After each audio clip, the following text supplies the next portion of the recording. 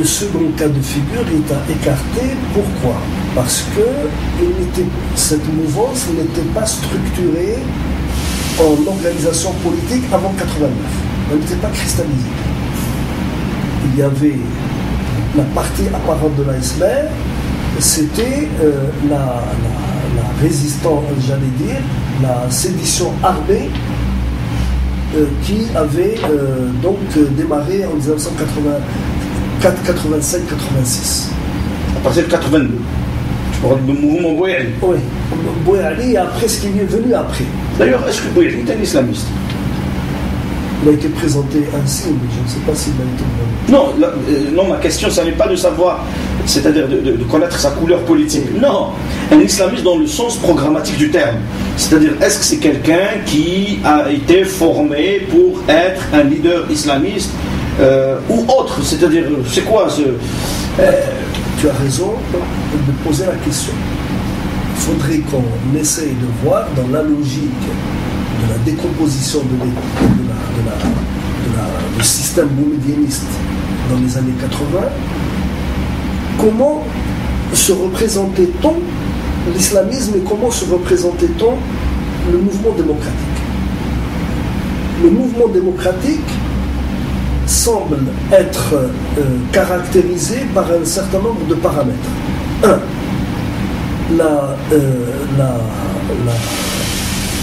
le passage du parti unique à la pluralité, un passage pacifique. C'est ça la transition. C'est très important. C'est ça la notion de transition. C'est ça la notion de transition. C'est-à-dire que nous avons une transition qui peut se faire par la lutte politique et par la lutte autour de la compétence de gestion, la compétence d'encadrement, etc. Et tu as le passage par l'action violente armée. Dans le contexte des années 80, qui n'est pas un contexte spécifique à l'Algérie, mais un contexte international, seule la mouvance islamiste recourait à l'action violente. Ah bon? Quel? Mais les anciens du Pax, oui. Mais les anciens des autres tendances de gauche n'ont jamais pris les armes contre. Non, ils n'ont jamais. Non, mais ils ont toujours fait des actions dans la clandestinité. Mais pas armées. Non, pas armées. On parle de la violence armée. On parle de la violence armée. Il faut qu'on sache de quoi on parle. Le recours à la violence armée, on maquille. Le FFS, c'est un mouvement qui n'a rien. En 63. Mais tu parles des années 80, 63, c'est 17 ans avant. Je parle de 80, je parle de 80. Tu me dis bien qu'en 89, nous sommes dans une situation nouvelle. Je t'ai dit oui. Dans cette situation nouvelle, elle a été préparée dans les années 80. Qui a pris les armes dans la décennie 80? Qui a pris les armes? Ce n'est pas Saïd Saïd, à ma connaissance. Ce n'est pas les gens qui se sont réclamés de la mouvance berbère ou berbériste ou démocratique. Bon, il y avait des individualités. Il y avait des individualités dans le mouvement culturel berbère qui avaient prôné cette histoire. Mais je veux dire, non, moi je ne parle pas de l'évidence. L'islamisme de l'époque dit islamiste Bouyaili ou autre, ou Mustafa Brahmi ou je ne sais qui, bien sûr qu'ils avaient pris les armes.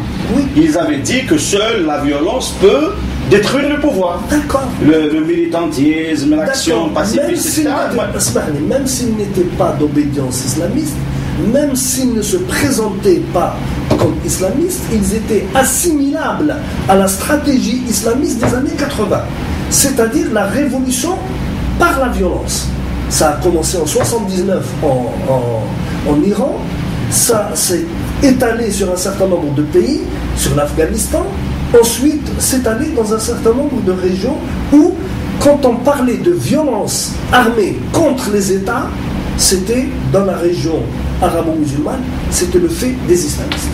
Ce n'était pas le fait de ceux qui prônaient la démocratie ou de ceux qui se rattachaient à la mouvance socialisante ou communisante ancienne. Si on ne comprend pas ça, on ne peut pas comprendre comment vont se faire les configurations. Du coup, c'est quelque chose de très important parce que, et c'est ça, peut-être, je dis bien peut-être, je n'ai pas de réponse vraiment tranché sur la question. C'est peut-être ça qui a fait peser sur la formation du RCD un doute chez les gens. Un doute en disant, si le RCD n'a pas adopté la forme militaire de la transition, c'est que quelque part, il était encadré. Quelque part.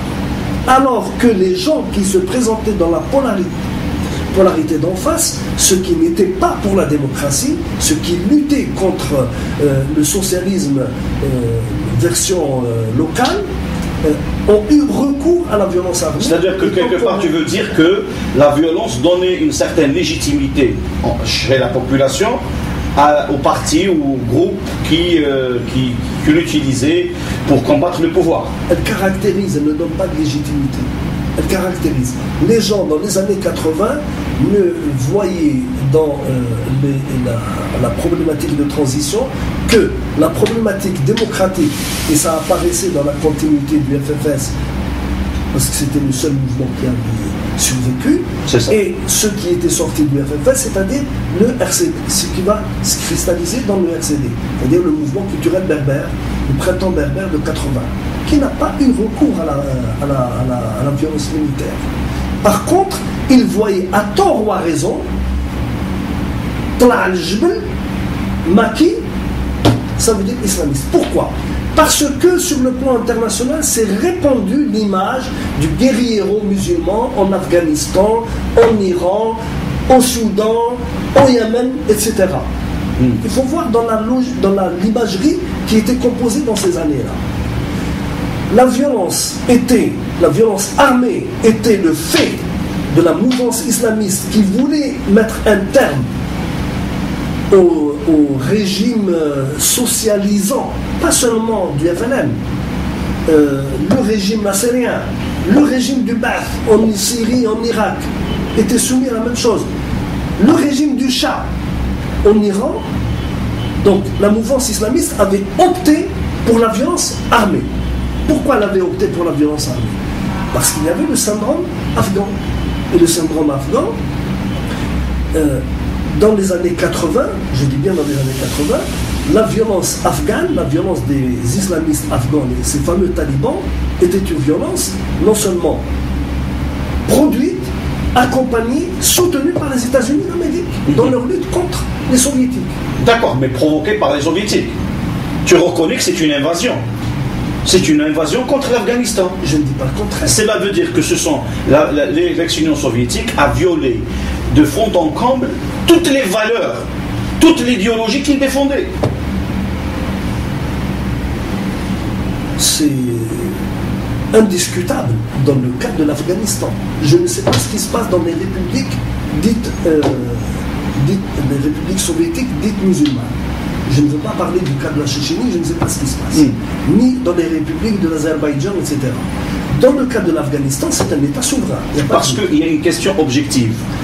Qu'est-ce qui pousse on s'est posé cette question concernant les mouvements qui ont pris les armes, particulièrement le FFS en 63.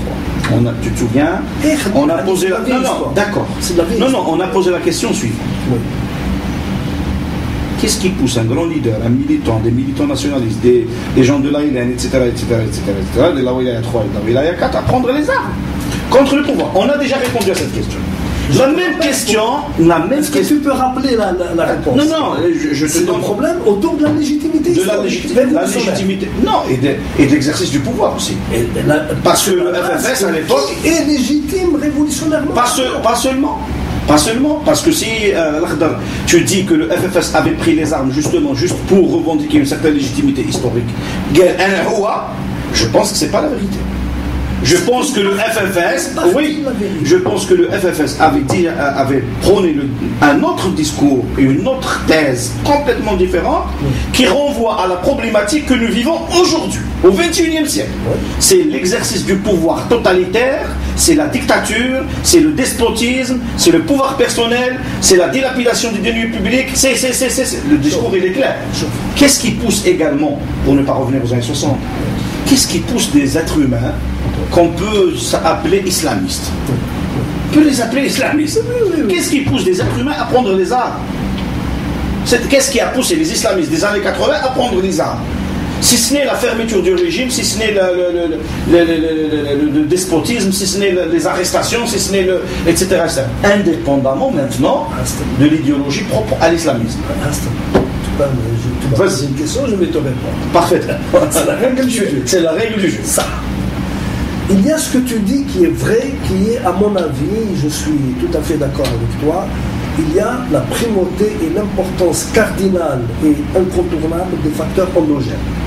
Mais je dis qu'il n'y a pas que ça. Il y a des facteurs exogènes. Il y a cette aura de la résistance islamiste contre l'agression soviétique, ensuite qui va se perpétuer contre l'agression américaine. Cette idée de la résistance des islamistes est une donne fondamentale dans les années 80. Elle exprime ce que les stratèges par la suite diront, elle exprime le réveil de l'islam politique. Et son passage, la Sahwa, et son passage de la négociation d'un ordre international qui n'a pas abouti vers la tentative d'arracher au prix de la violence militaire. Mais est-ce que c'est valable pour toute la mouvance islamiste? Par exemple, dans l'histoire des frères musulmans, en Égypte, comme à travers en Jordanie, etc., il n'y a jamais eu un recours clair comme ça ou généralisé à la violence, à l'utilisation des armes pour détruire. D'ailleurs, les islamistes durs ont toujours accusé les frères musulmans d'être, j'allais dire, dociles, gentils, etc., qui négocient avec le pouvoir, etc., et qui voulaient. D'accord. Oui. Les frères musulmans, c'est les années 30. Ils continuent. Oui, mais ils ont une histoire derrière. C'est les années 30. Les années 30, dans une Égypte démocratique, il faut le dire. Monarchie. Enfin, une Égypte démocratique, mais qui n'a jamais reconnu, par exemple, les frères musulmans comme parti, jusqu'à maintenant. Bien sûr. Mais dans la décennie 80, les choses sont totalement différentes. Dans les années 80, il y a deux crises internationales très importantes. Un, la crise Est-Ouest, qui est en train de s'achever, avec plus ou moins l'effondrement du bloc de l'Est et la montée d'une certaine idéologie de vainqueur qui veut promouvoir l'idéologie libérale capitaliste. Oui, démocratie, économie de marché. Oui. Il reste maintenant la place du partenaire privilégié du monde occidental, mais qui n'a pas la place qu'il était en droit d'attendre. Le partenaire privilégié, c'est qui? Ce sont un certain nombre de pays musulmans. Des pays musulmans qui ont participé très activement à la lutte de l'Occident contre le bloc soviétique. Je parle de l'Arabie Saoudite, de l'Iran, du Pakistan en particulier. L'Afghanistan est un cas particulier, parce que l'Afghanistan, il y a eu un coup d'État militaire par lequel le pouvoir a été pris par les communistes. Oui. Quand les communistes n'ont pas pu gérer le pays comme ils l'entendaient, il y a eu à ce moment-là une guérilla islamiste qui est devenue de plus en plus importante, qui a pris de l'ampleur et qui a obligé, d'une certaine manière, le gouvernement afghan à en appeler à son allié protecteur, c'est l'Union soviétique. C'est comme ça que les soviétiques sont arrivés. Bon. Dans les années 80, le monde musulman, c'était la représentation qui s'était imposée, ne pouvait revenir sur les devants de la scène que par la révolution, qu'elle soit de type iranien ou qu'elle soit de type afghan. Mais dans les deux cas de figure. Et ça a servi de catalyseur précisément dans les autres pays. Dans les autres pays, les islamistes renversent le pouvoir communiste au Soudan. C'est une réalité. Ils renversent, en Éthiopie, ce ne sont pas des islamistes, ce sont des chrétiens qui renversent et des libéraux qui renversent le pouvoir des communistes qui avaient mis fin à l'Empire en Éthiopie. Ensuite, en Éthiopie, une minorité chrétienne qui prend le pouvoir avec l'aide des États-Unis d'Amérique, de l'ex-Union soviétique et d'Israël, contre justement les musulmans d'Éthiopie. Exactement, bien sûr. Ensuite, nous avons toutes ces turbulences qui sont en train de se jouer, et ces turbulences en particulier mettent en avant un monde musulman qui est en train de se réveiller. Et d'accoucher dans la violence. Et ce monde musulman qui se réveille... Lorsque tu dis d'accoucher dans la violence, oui.